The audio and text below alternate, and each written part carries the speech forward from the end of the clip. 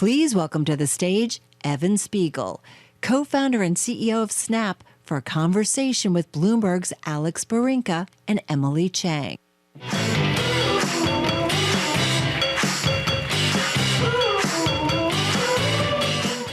Thank you, Evan, for flying up here today. We really appreciate it. Great to be here, and it's all sunny here. Totally fogged in LA, so this is awesome.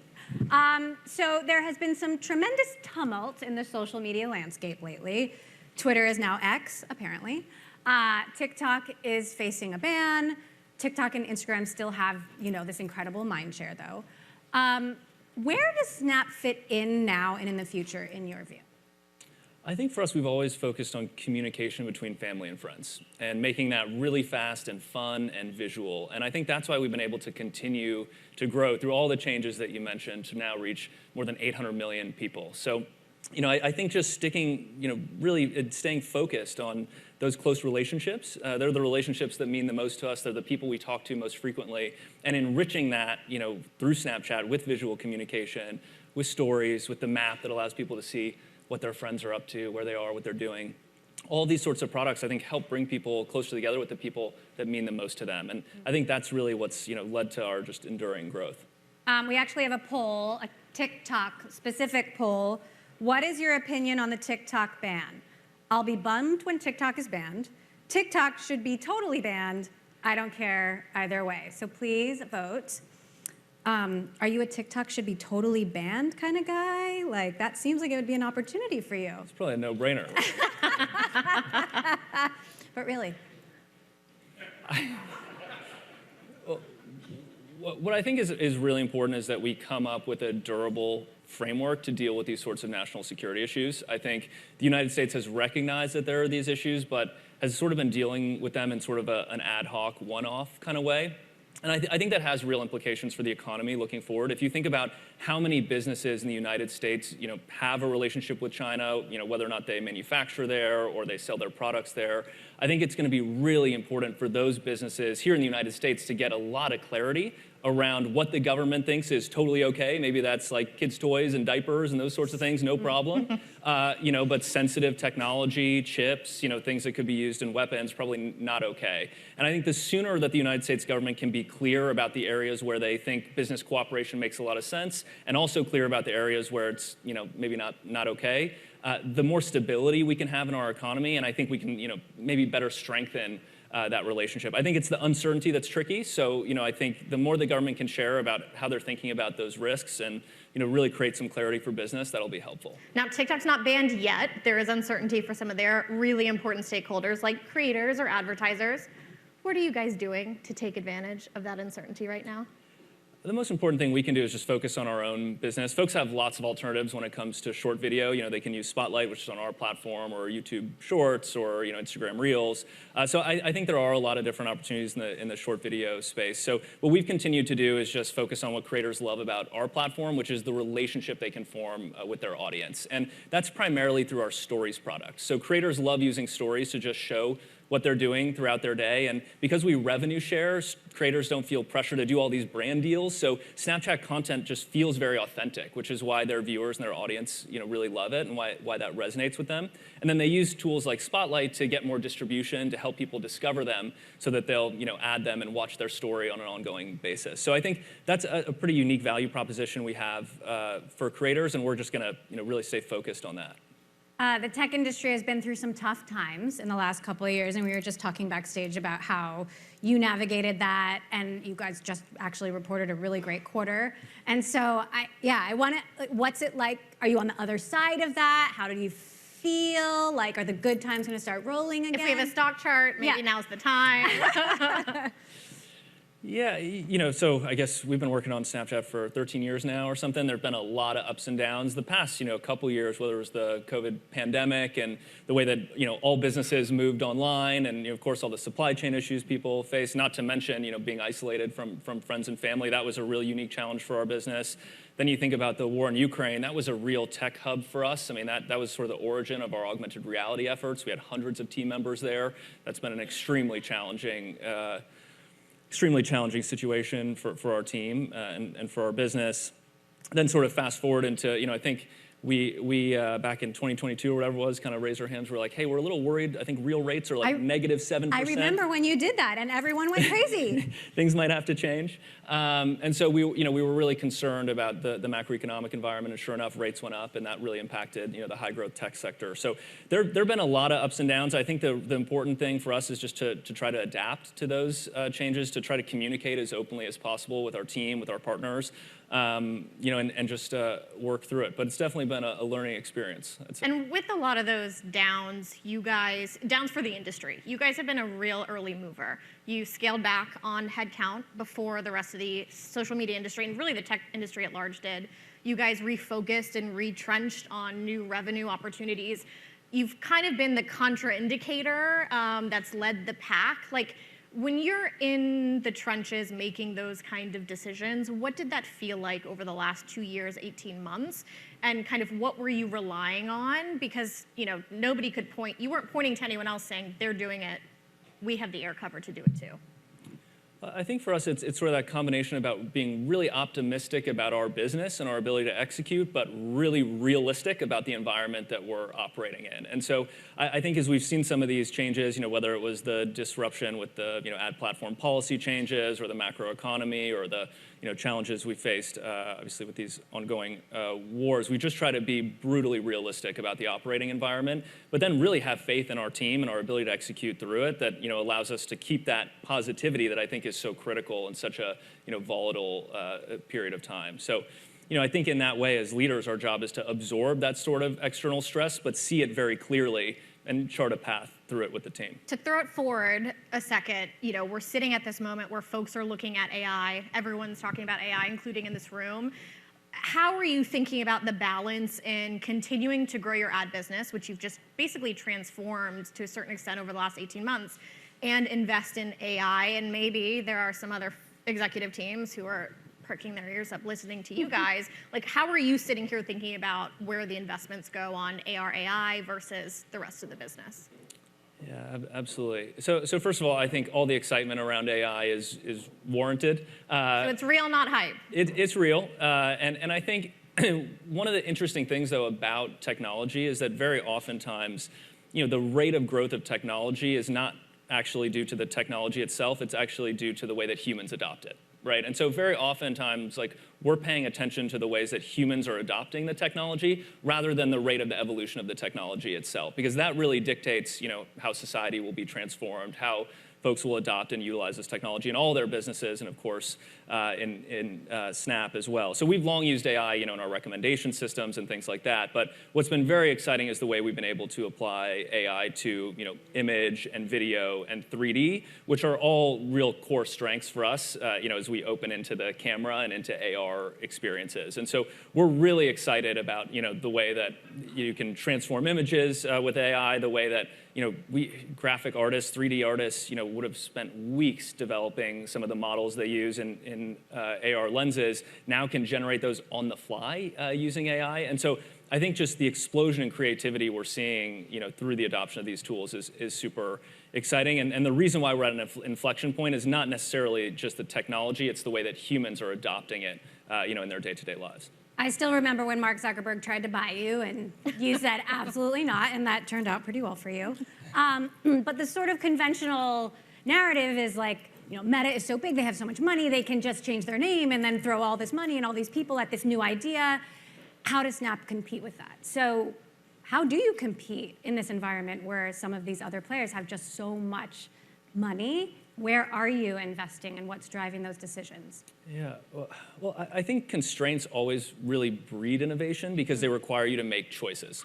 And that's something that's always really helped us. I think if you're a really big company and you can explore 10 paths at once, you never necessarily sit down and really analyze all your different options to double down on the one thing you think is really going to be a breakout technology. And so we have to spend a lot of time thinking about where are we going to place our bets, how are we going to be thoughtful about that. And I think those constraints historically have been quite helpful. I mean, even as I think about some of our work, recently to roll out AI-generated AR experience. So, for example, we've got a great new lens. You can try it out that shows you what you look like in the 90s. Rolling that out at scale to hundreds of millions of users using traditional methods would be cost prohibitive.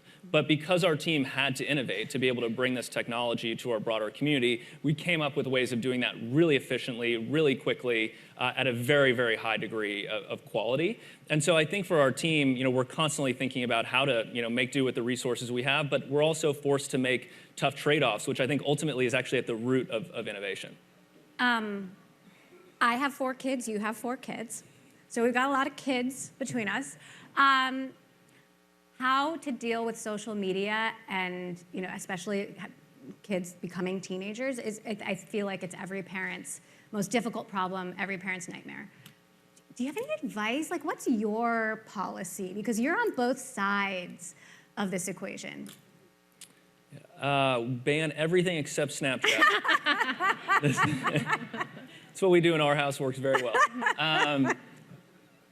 No, I think that parents really do know what's best for their children. All children are different. I think it's certainly clear, with our 4 boys, they're all different. They have their own personalities, and they'll be ready for different things at different stages. I think one of the really challenging things as a parent, and certainly what feels the most scary to me, is when you hand your teen a phone, they have access to the open web, right? To all sorts of information that maybe they wouldn't get at school or they wouldn't get through their friends. They certainly wouldn't find in our home, but they get access to this whole world of information that parents can't control, and they get access to the ability to connect with people that parents don't know and again don't have control over. And I think that can be a scary experience as a parent. And I think it means having a conversation very early on with your teens about the risk of using a smartphone, about the importance of only talking to your real friends, right, who you have at school, about being really thoughtful about how you spend your time, because, I often hear from teens that they feel like they waste time on technology when they should be studying, or they'd rather be playing soccer with their friends. And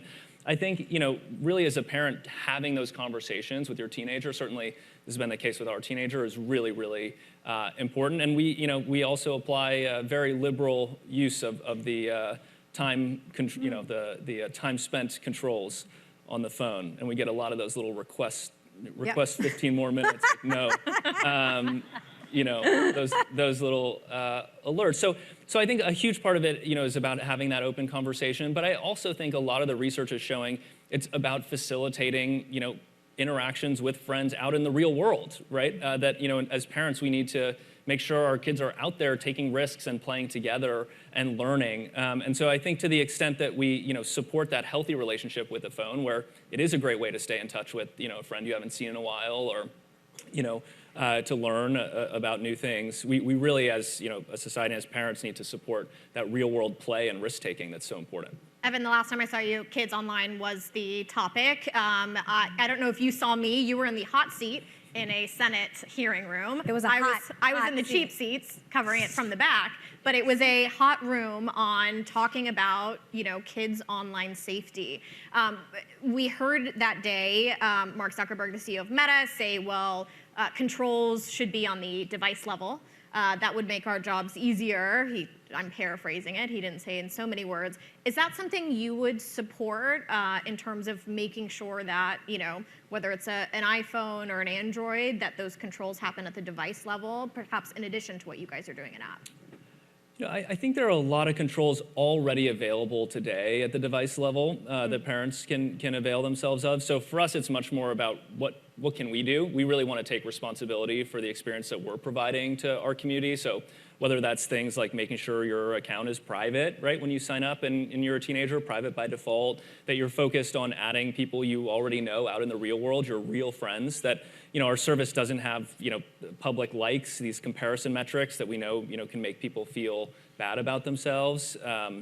We moderate the content that we distribute on our platform to try to mitigate, the spread of harmful content. So we've tried to make a lot of choices to, make our service, a healthy and fun place with friends. And we hear that, when we do research, we find that people, rank Snapchat as the happiest platform. They say that it helps them feel closer to their friends. So I think we're really focused on what we can control in terms of improving the product experience. And then we always try to encourage parents, don't let your teenager, use Snapchat unless they're above the age of 13. And there are tools available today on your phone, iOS, Android, that are really easy to use to help limit, what teens can use on their phones. You guys did support the Kids Online Safety Act. You were the only company in the room that day, and it was basically all the CEOs of all the major social media companies, minus maybe Google and YouTube. Why make that decision to come out in support of that? And do you think that legislation will ever get passed? We just saw a social media bill about a different app, but not one to actually protect the kids in America. We really think it's important to be a part of the solution. No legislation is perfect, but we thought it was really important to say that some rules of the road are better than none. And I think that's especially important when it comes to teens and young people and the way that they're using technology. So, we spent quite a bit of time talking with folks about that bill and about the language, trying to make it something that, the industry could get behind. And I think Microsoft has since also come out in support of it. So I think there is industry support for the Kids Online Safety Act. I certainly think passage is possible, but in a divided government, it's never easy. So we'll see what happens. Now, when I talk to teens, I hear Snap can make me feel great. Snap's, clearly relatively, it sounds like from your surveys, or Snap can make me feel kind of bad. Like if everyone's avatar is at the same place and I'm not there, like I feel crappy. If, you have it shows how many messages you've received. If you've received a lot of messages, you're cool. Have you ever thought about dialing back or filtering these like public displays of social capital that can make kids like crazy? Yeah, we think about that all the time. And it's one of the reasons why this service is oriented around private sharing with your friends. But you're right, if your friends are all, out getting lunch together and you weren't invited, that doesn't feel good. But whether or not Snapchat shows that to you, that feels bad. Full stop. Right, it's the people, really. I mean, let's be honest. I think what's important, though, is trying to build tools that do help facilitate that connection and bringing people together, especially at a time when we know that real-world interaction and communication is vitally important. So even though, the map sometimes may make you feel like, I wasn't invited to lunch, we hear from people all the time that they're able to actually connect with friends they haven't seen in a while. Even sometimes like, hey, I was at the airport and I didn't realize a friend I hadn't seen since high school was there. And so I just sent him a message and we met up and it was such a special moment. I wouldn't have been able to do that without the map. So I think, trying to facilitate those real world relationships is important, and understanding that on balance, sometimes that means that people do feel left out is something that we need to be aware of and also, do our best to mitigate when possible. We talked about teens and young people. You guys are really strong there. 87%, I think, of people under the age of 25 in developed countries are on Snap. Is that still the right? What's the right one? I think it's like more than 75% of 13 to 34-year-olds in more than 20 countries. From his mouth. I'm curious, live poll in the room, how many folks are on Snapchat? Keep your hands up. How many folks were on Snapchat and are not anymore? You did see a changing of hands there. You guys are coming on, I know. You guys are coming on a dozen years. There are folks who sometimes talk about aging out of Snapchat. Are you guys thinking about bringing those people back? How do you keep Snap a kind of shiny object, particularly as, you guys have pretty good saturation from what it sounds on the young people who are on social media? Yeah, I think close friendships are something that actually get better with time, not worse. And what we find is that people continue to come back to the service to talk with their close friends and family. And where we do see churn, it's oftentimes where we haven't been able to connect people to the folks that matter the most to them. So a lot of the work that we do on our service to make sure that people are getting the most value out of it is making sure when people sign up that they're getting recommended their close friends to connect with, and that they're able to learn how to send snaps back and forth. Because I think once you send a snap back and forth and you realize how expressive it is, how much better that is than sending a text message, I think that it's hard to go back to the texting world. So I think what we've seen over time are very high rates of retention overall, and we're just going to continue focusing on making sure that Snapchat's the best way to communicate, with your close friends and family, because we believe that no matter your age, that's something that really means a lot to people. When I first started covering Snap, I had a hot minute where I was a tech deals reporter. I was maybe a thorn in your side. You were going public, and I was trying to break news on everything they were doing in a very quiet period. I remember kind of hearing about your leadership then. I now, have the honor of covering you guys every earnings quarter. You're a different leader now. Can you kind of just talk a little bit about how you've evolved from back in, what was it, 2015, when you guys were on the path to IPO, to now having however many years under your belt as a public company, going through some tough times that the industry really hadn't seen since like digital ad social media companies have existed? Yeah, I think for me, the industry's changed so much. Snapchat has changed so much. It's really about understanding what the business needs from me in a given moment. And sometimes with a really difficult, pivot or rebuild, like we just went through with our advertising platform to deliver a lot more value to advertisers, to be able to grow, with lower funnel performance advertising. Sometimes it really takes that hands-on, leadership and just working very, very closely with our teams. And other times, you really have to empower our leaders and let them lead and execute towards our vision. And so I think it really depends on where the business is at in a given moment, that just trying to adapt my own leadership style to really bring out the best in the team and the company has been something that's just really important. I want to push on that just a little bit, because everyone needs something from you, probably. You're the CEO of this company, you're the co-founder. How do you figure out what those needs are, and how do you get to that short list? Like, what is that process like for you? I think it really starts with our strategic goals, with our priorities, and then really understanding how everything we're doing across the business ladders up to that. But then, also acknowledging that as a leader, especially as the company grows, you end up, getting a lot of blind spots, because oftentimes you're only getting information that's presented to you, right? It's in a document or a presentation. And so what I've really tried to do, and it was very difficult during the pandemic, it's much easier now, is to just walk around our offices and talk to people, because you learn unbelievable things that, maybe would never make it into the presentation, but are critically important to the business. And so that sort of more informal style of connecting with our team and hearing about what they're working on and understanding where the opportunities are is really important to kind of triangulating the information that I receive to make sure that we are, making the right decisions. I've heard you have a very strict media diet. Like, you read the physical paper. You're actually not on social media except for Snap, of course.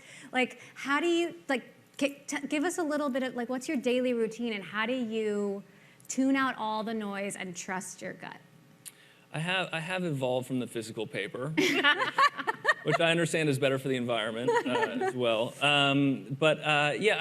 I think one of the most valuable sources of information for me are really experts. So I try to spend 30 minutes or an hour every week, usually on a Friday afternoon, talking with experts in a space that I'm really interested in. It could be the economy. It could be our oceans. It could be energy and the future of energy systems here in the country, what we need to do to evolve. So that sort of ability to ask experts really dumb questions is the fastest and most exciting way for me to learn, and it helps give me a broader perspective, about what's going on in the world, which is important, because I think Snapchat obviously is a global business, but also cutting across so many different industries. It's really important to stay across broader developments in the world and not just narrowly what we're doing in our business.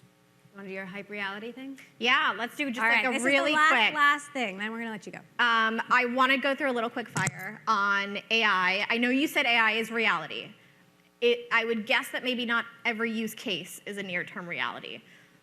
Hype or reality? Chatbots. Reality. You guys have my AI in your Snap. AI-generated video. Reality. AI music.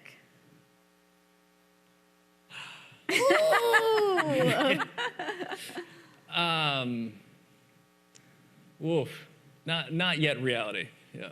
AI pins, or whatever you want to call. Reality. But long-term reality or short-term Reality question mark? Robots. Reality. Yeah. And I want to end on this. So long term, do you think AI ends up being a utility ingrained in the tech we have, or is it kind of a new category on its own? I think it's already ingrained in almost every piece of consumer technology that folks are using today, and I think that will continue to be the case. I think where the real opportunity is, as we just look across our economy broadly, is the way that AI is going to, change many, many industries and drive a lot of productivity. I think, folks overall have been very concerned about, the size of the labor pool, the declining size of populations in more developed countries. I think AI, applied liberally across many different industries, is really poised to help us solve a lot of these productivity challenges. And if you look at the recent history of the world since the founding of the United States, it has been a story of technology-driven productivity. That's how we've grown our economy. That's how we've lifted billions of people out of poverty. And so I think AI is another step on that just incredible journey we've been on, as a country and as a world in terms of driving more productivity. And I really think it's just the beginning of the way that technology can improve our lives. One more. I lied. Where is Snap in 5 years when TikTok may or may not be banned?